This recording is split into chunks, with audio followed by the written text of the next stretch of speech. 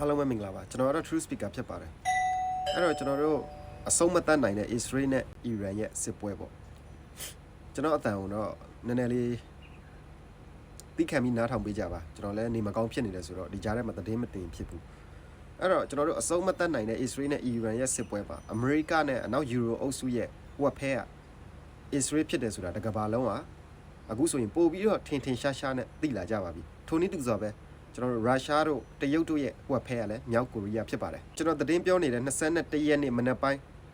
မနက်9နာရီကျော်သတင်းတပုတ်တက်လာပါတယ်အဲ့ဒါကတော့ကျွန်တော်တို့ရုရှားနိုင်ငံရဲ့ပြောရေးဆိုခွင့်ရှိသူ officially သမ္မတပူတင်အတွက်ကိုပြောပေးနေရတဲ့ပြန်ကြားရေးဌာနကနေပြီးတော့တက်လာတဲ့သတင်းကတော့အမေရိကအနေနဲ့အီရန်ကိုလုံးဝထိတွေ့ဖို့မကြိုးစားပါနဲ့လို့ဒီစကားကိုအကြိမ်ကြိမ်ပြောသွားတာလို့ကျွန်တော်တို့တွေ့ရပါတယ်အဲ့တော့အဲ့ဒါရဲ့နောက်ပိုင်းမှာဘာတွေရှိလာမလဲဆိုတော့အခုလက်ရှိကျွန်တော်တို့ Iran မှာ nuclear plan ကျွန်တော်တို့မြန်မာနိုင်ငံကလိုချင်နေတဲ့လျှက်စစ်ရရှိဖို့အတွက်ဆိုတဲ့အကြောင်းအရာနဲ့ပတ်သက်ပြီးတော့ပေါ့ဒါနဲ့ပတ်သက်ပြီးတော့ကျွန်တော်ဗီဒီယိုတွေအများကြီးတင်မှုပါတယ် live တွေလည်းတင်မှုပါတယ် nuclear plan ကိုကျွန်တော်တို့အာမခံထားတဲ့နိုင်ငံကအဲ့ဒီတီနေယာနဲ့အကျယ်ဝန်းဥပမာပေါ့3မိုင်ဆို3မိုင်4မိုင်ဆို4မိုင်မှာသူတို့ရဲ့ military force ကိုအပြည့်အဝချထားရပါတယ်။ဘာကြောင့်လဲဆိုတော့အကြောင်းမျိုးမျိုးကြောင့်ဒါကြီးကတခုခုချိုးရင်းသွားမယ်ဆိုရင်ပြည်သူလူထုတွေအနေနဲ့ radio တွတ်တူကြွမှုတွေဖြစ်သွားနိုင်လို့ပါ။အဲ့တော့ကျွန်တော်တို့ point ထောင်းကြည့်မယ်ဆိုရင်တော့ဒီ Iran နိုင်ငံမှာရှိနေတဲ့ nuclear plan မှာအဓိကပါဝင်အမှုဆောင်နေတာကတော့ရုရှားနိုင်ငံသားတွေဖြစ်ပါတယ်။အဲ့တော့ရုရှားနိုင်ငံရဲ့စစ်သည်တွေဖြစ်ပါတယ်။ဒါကြောင့်ပဲဒီမနက်မှာဒီသတင်းစာရှင်းလင်းပွဲမှာ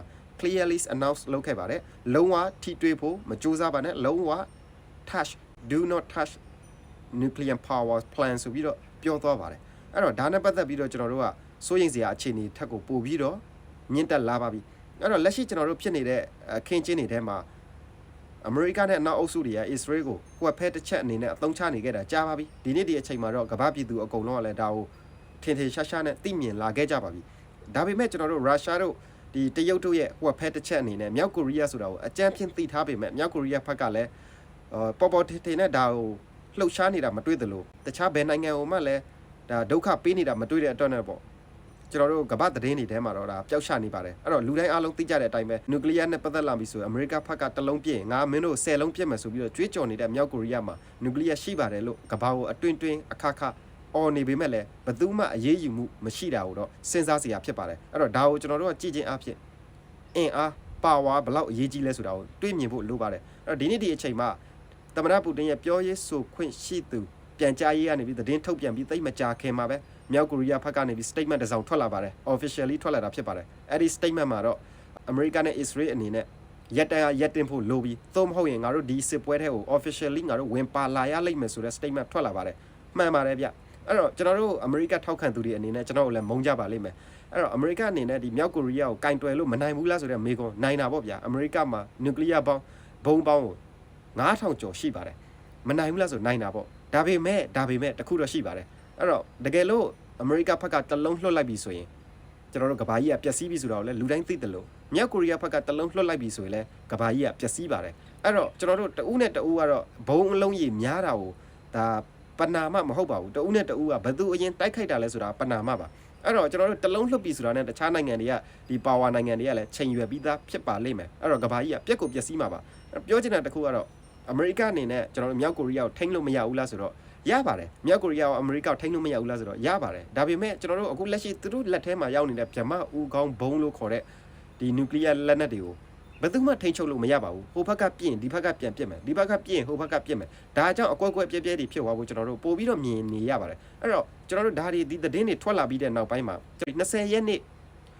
ညနေပိုင်းလောက်တွေတော့အမေရိကသတင်းဌာနတွေကနေတချို့တက်လာပါတယ်အီရန်ရဲ့ nuclear plan ကိုငါတို့ဘုံကျဲပြီးသွားပြီဆိုတဲ့ဟာကို officially တော့မဟုတ်ပေမဲ့တိုးလောအတန်တွေထွက်လာပါတယ်ကျွန်တော်ထင်တာကတော့မကျဲရသေးပါဘူးဘာကြောင့်လဲဆိုတော့တကယ်လို့သူတို့သာဘုံကျဲခဲ့ပြီးပြီဆိုရင်တော့ရုရှားအနေနဲ့တုံ့ပြန်မှုကချက်ချင်းကိုလာပါလိမ့်မယ်လို့ကျွန်တော်တို့မြင်ရတယ်ဗျအဲ့တော့ဒီနေ့21ရက်နေ့ကျွန်တော်တို့မနက်ပိုင်းမှာရုရှားရဲ့ပြောရေးဆိုခွင့်ရှိသူ Kremlin နန်းတော်ကနေပြီးတော့ထုတ်ပြောကြတဲ့သတင်းကတော့လုံးဝ do not touch the nuclear power plant in Iran ဆိုပြီးတော့ပြောကြားသွားပါတယ်ဒီဟာနဲ့အပြင်ကိုကျွန်တော်မြောက်ကိုရီးယားဘက်ကနေပြီးတော့လဲဒီစစ်ပွဲမှာ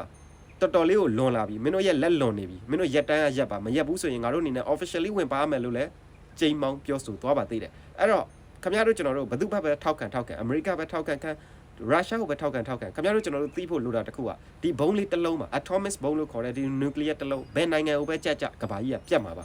အဲ့တော့ဒီတလုံးချောင်းပြတ်မှာလားဆိုမဟုတ်ပါဘူး तू ကပြင်းငါပြစ်မယ်ငါပြင်း तू ကပြစ်မယ်အဲ့တော့အဲ့လိုမျိုးအင်အားရှိတဲ့နိုင်ငံထဲမှာမြောက်ကိုရီးယားတနိုင်ငံပါတယ်ဆိုတာကိုလည်း short ထွက်မခိုင်းစေချင်ပါဘူးဒါကြောင့်ကျွန်တော်ကပြောနေခြင်းဖြစ်ပါတယ်အဲ့တော့ကျွန်တော်တို့ရဲ့စောင့်ကြည့်နေရတဲ့အခြေအနေကတော့ပို့ပြီးတော့မြင့်တက်လာတယ်နောက်တစ်ခုက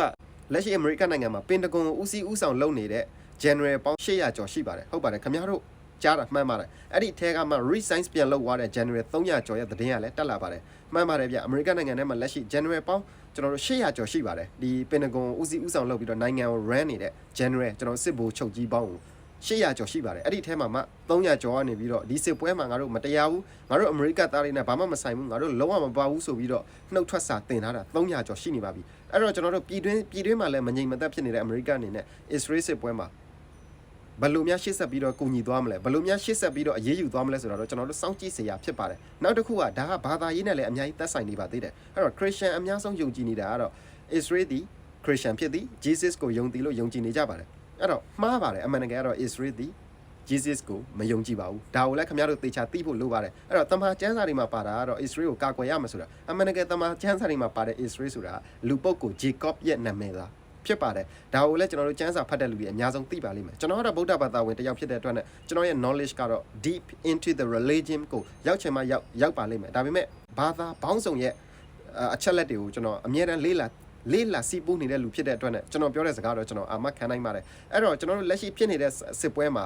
Israel ဘက်ကဘာကိုသုံးလာလဲဆိုတော့အမေရိကကိုစာပို့တဲ့အခါမှာတမန်ကျမ်းစာတွေကစာတွေကိုအမြဲတမ်းအမေရိကရဲ့သမ္မတတွေကိုသူကခက်ဆက်ဆက်ကပို့ခဲ့ပါတယ်တမန်ကျမ်းစာထဲမှာဒါမျိုးငါတို့ကတော့ဒါကိုရေးယူရမယ်ငါတို့ကတော့ဒါကိုလုပ်ရမယ်ဆိုတဲ့ဟာတွေအခုလည်း Donald Trump ကိုပို့တဲ့အိတ်ဖွင့်စာထဲမှာလည်းတမန်ကျမ်းစာတွေကစာသားအချို့ကိုရေးပြီးတော့ပို့လိုက်ပါတယ်ဒီစစ်ပွဲကမင်းတို့နဲ့ဆိုင်တယ်မင်းတို့ငါတို့လောက်ကိုလောက်ရလိမ့်မယ်ပေါ့အမှန်တကယ်မှာကျွန်တော်တို့မယုံရင်ခင်ဗျားတို့ကြိုက်တဲ့နီးနဲ့စုံစမ်းကြည့်ပါ Jew ဆိုတာက Christian မဟုတ်ပါဘူးသူတို့ Jesus ကိုမယုံတလို့Jesus Christ ကိုလည်းယုံကြည်တဲ့လူသားမျိုးမဟုတ်ဘူးဆိုတာကိုကျွန်တော်ဒီနားကနေပြောပြရစီဒါကတော့ဘာသာရေးနဲ့ဆက်နွယ်ပြီးတော့အခုဖြစ်နေတဲ့စစ်ပွဲနဲ့အကြောင်းအရာတထက်ထဲတထေရတဲ့ကျွန်တော်တို့ဆွဲသုံးနေကြလို့ကျွန်တော်ဒါကိုထည့်ပြောခြင်းဖြစ်ပါတယ်အဲ့တော့ကျွန်တော်မှားရင်လည်းကျွန်တော်နည်းနည်းလေးထောက်ပြပေးကြပါကျွန်တော် true speaker ဖြစ်ပါတယ် sorry ပါကျွန်တော်ရဲ့အတန်ကိုတော့သိခါခွင့်လုပ်ပေးကြပါ